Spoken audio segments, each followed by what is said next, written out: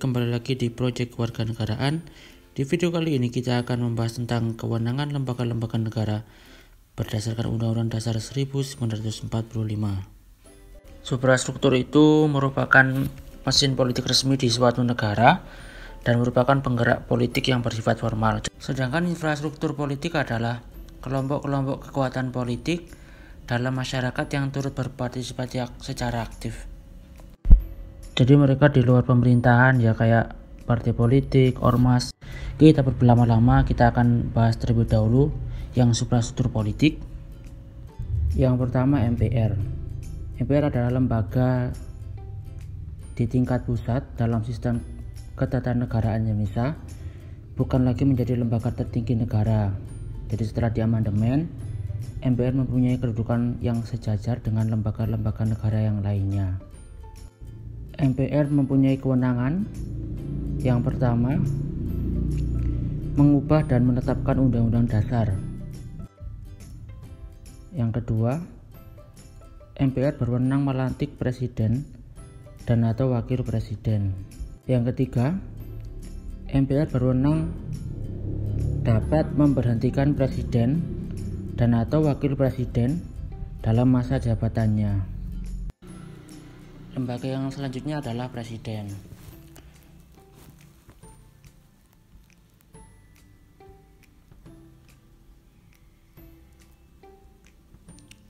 Presiden berwenang memegang kekuasaan pemerintahan menurut Undang-Undang Dasar. Kewenangan presiden yang pertama adalah membuat undang-undang bersama DPR. Yang kedua, menetapkan peraturan pemerintah pengganti undang-undang atau biasa disebut sebagai Perpu. Yang ketiga, memegang kekuasaan tertinggi atas angkatan darat, laut, dan udara. Yang keempat, menyatakan perang, membuat perdamaian dan perjanjian dengan negara lain atas persetujuan dari DPR. Yang nomor 5, menyatakan keadaan bahaya. Yang nomor 6, mengangkat dan menerima duta dan konsul dengan memperhatikan pertimbangan DPR. Nomor 7, memberi gerasi dan rehabilitasi dengan memperhatikan pertimbangan Mahkamah Agung. Nomor 8, memberi amnesti, abolisi dan abolisi dengan memperhatikan pertimbangan DPR. Yang nomor 9, memberi gelar, tanda jasa, dan tanda kehormatan yang lainnya. Nomor 10, membentuk Dewan Pertimbangan yang bertugas memberikan pertimbangan dan nasihat kepada Presiden. 11, mengangkat dan memberhentikan menteri-menterinya. 12, mengajukan rancangan undang-undang anggaran pendapatan belanja negara.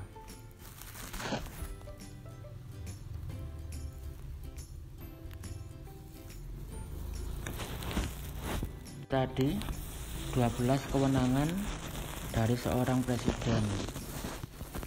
Jadi walaupun kewenangannya sudah dibagi-bagi, sudah diberikan kepada lembaga negara yang lainnya, ternyata presiden masih mempunyai kewenangan yang begitu besar. Contohnya, di kewenangan yang pertama, dia bisa membuat undang-undang bersama presiden. Walaupun sebenarnya kewenangan untuk membuat undang-undang sudah diberikan kepada DPR. Kemudian seorang presiden juga masih bisa masuk ke dalam ranah kehakiman. Contohnya adalah dia masih bisa memberikan gerasi dan rehabilitasi, yang memang seharusnya itu adalah ranah dari lembaga peradilan seperti Mahkamah Agung.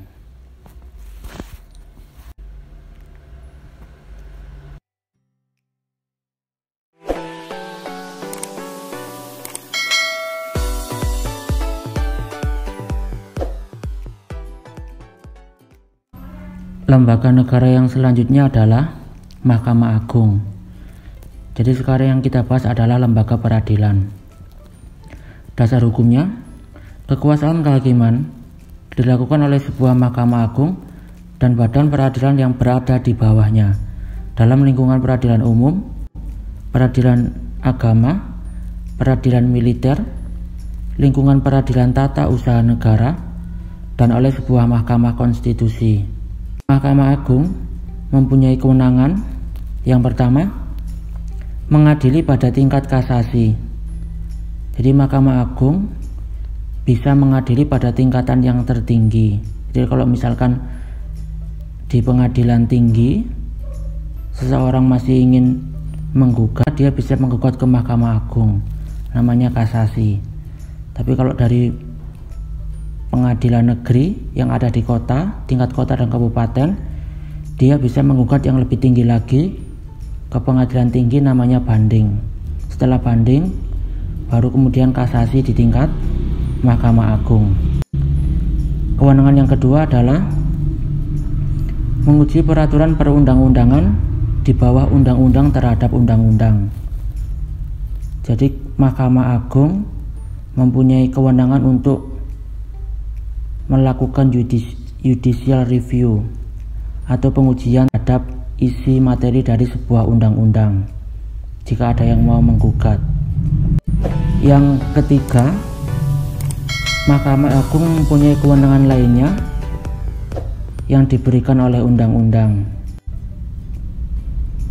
seperti melakukan pengawasan terhadap penyelenggaraan peradilan di semua lingkungan peradilan. Seperti yang sudah saya sebutkan tadi, Mahkamah Agung mempunyai lembaga peradilan yang ada di bawahnya, ada peradilan umum, peradilan agama, peradilan militer, dan peradilan tata usaha negara. Jadi semuanya dibawahi oleh Mahkamah Agung, dan Mahkamah Agung mempunyai kewenangan tersebut. Lembaga negara yang selanjutnya adalah Dewan Perwakilan Rakyat. Dasar hukumnya ada di pasal 20 ayat 1. DPR memegang kekuasaan membentuk undang-undang. Jadi DPR adalah lembaga negara yang diberikan kekuasaan untuk membuat undang-undang atau membuat peraturan. Nah, DPR mempunyai 3 fungsi. Fungsi yang pertama adalah fungsi legislasi, yakni fungsi untuk membuat undang-undang. Kemudian DPR juga mempunyai fungsi, yakni fungsi pengawasan, mengawasi pemerintahan, mengawasi jalannya undang-undang yang telah dibuat oleh DPR tadi. Kemudian yang ketiga, dia mempunyai fungsi anggaran, yaitu fungsi untuk membuat anggaran pendapatan belanja negara selama 1 tahun. Dalam menjalankan tugas dan fungsinya, khususnya fungsi pengawasan, DPR memiliki hak-hak sebagai berikut. Yang pertama adalah hak interpelasi, hak untuk meminta keterangan kepada pemerintah mengenai kebijakan yang penting dan strategis.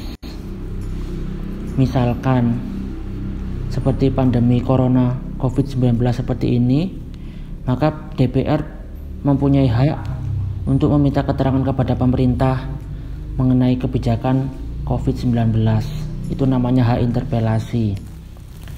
Yang kedua adalah angket, hak untuk melakukan penyelidikan terhadap pelaksanaan undang-undang.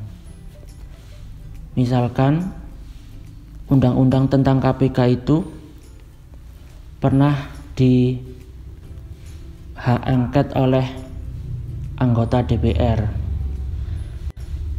Jadi mereka ingin menyelidiki terhadap isi-isi di dalam undang-undang KPK, sehingga ada kemungkinan untuk diganti. Yang selanjutnya adalah hak berpendapat terkait kebijakan pemerintah, dan mereka bisa berpendapat terkait dugaan presiden telah melakukan pelanggaran hukum.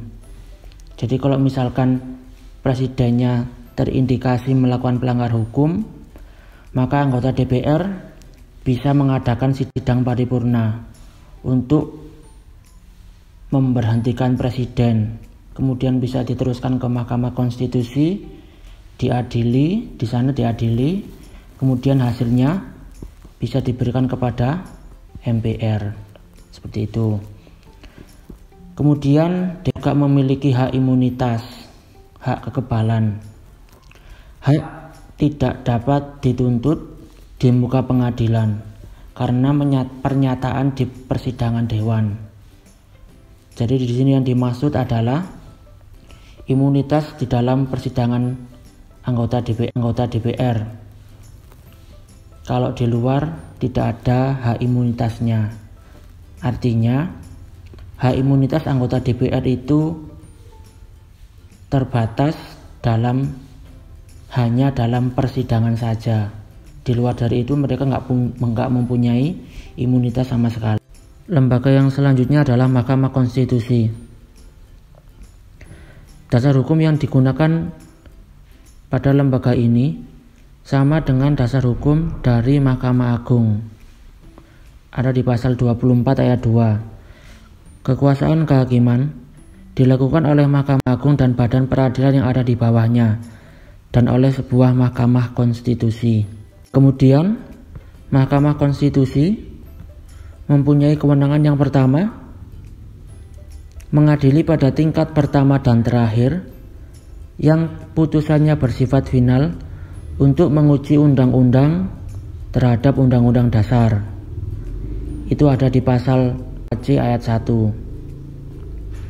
Mengadili pada tingkat pertama dan terakhir. Jadi Mahkamah Konstitusi tidak mempunyai badan peradilan yang ada di bawahnya. Maka kemudian disebutkan kalimatnya mengadili pada tingkat pertama dan terakhir. Yang diuji adalah undang-undang terhadap undang-undang dasar. Jadi itu bedanya Mahkamah Konstitusi dengan Mahkamah Agung. Kalau Mahkamah Agung yang diuji adalah undang-undang dengan undang-undang yang lebih tinggi.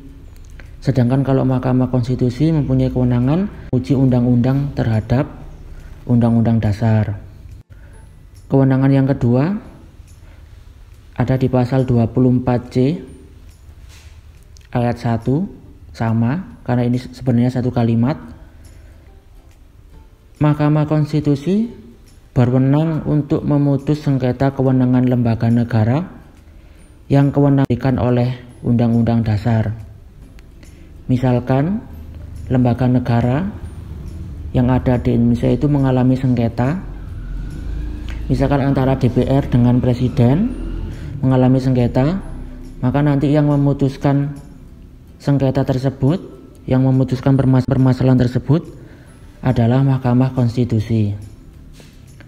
Kewenangan yang selanjutnya, Mahkamah Konstitusi berwenang memutus pembubaran partai politik.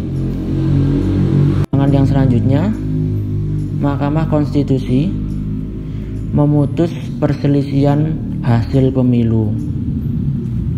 Jadi sebenarnya Mahkamah Konstitusi ini sebagai lembaga peradilan mempunyai kewenangan memeriksa, mengadili, dan memutuskan. Maka kemudian kalimatnya yang dipakai dari tadi adalah kalimat memutuskan pembubaran partai politik, memutuskan perselisihan hasil pemilu. Seperti hasil pemilu 2019 kemarin, itu jika ada kubu atau pihak yang ingin menggugat tentang hasil pemilu, maka mereka bisa mengajukan ke Mahkamah Konstitusi. Lembaga negara yang selanjutnya adalah Komisi Yudisial. Dasar hukumnya ada di pasal 24B ayat 1. Komisi Yudisial berwenang mengusulkan pengangkatan Hakim Agung dan mempunyai kewenangan menjaga dan menegakkan kehormatan, keluhuran, martabat serta perilaku seorang hakim. Jadi secara umum Jadi secara umum Komisi Yudisial mempunyai dua kewenangan atau dua tugas. Yang pertama, dia berwenang mengusulkan pengangkatan Hakim Agung, hakimnya Mahkamah Agung dan Mahkamah Konstitusi. Kemudian yang kedua, dia berwenang untuk menjaga, menegakkan keluhuran martabat dari seorang hakim. Yang selanjutnya adalah Badan Pemeriksa Keuangan atau sering disebut sebagai BPK. Dasar hukumnya ada di pasal 23E ayat 1. Untuk memeriksa pengelolaan dan tanggung jawab keuangan negara, diadakan satu badan pemeriksa keuangan yang bebas dan mandiri. Jadi BPK mempunyai tugas pokok, yaitu mengaudit atau memeriksa keuangan lembaga negara. Nanti hasilnya dari audit tersebut akan diteruskan kepada DPR dan DPRD provinsi dan kota untuk kemudian ditindaklanjuti. Yang selanjutnya adalah Dewan Perwakilan Daerah. Anggota Dewan Perwakilan Daerah itu dipilih dari setiap provinsi melalui pemilihan umum. Jadi DPD adalah wakil-wakil dari masing-masing provinsi. Anggota DPD dari setiap provinsi jumlahnya sama, dan jumlah seluruh anggota DPD tidak lebih dari 1% dari jumlah DPR.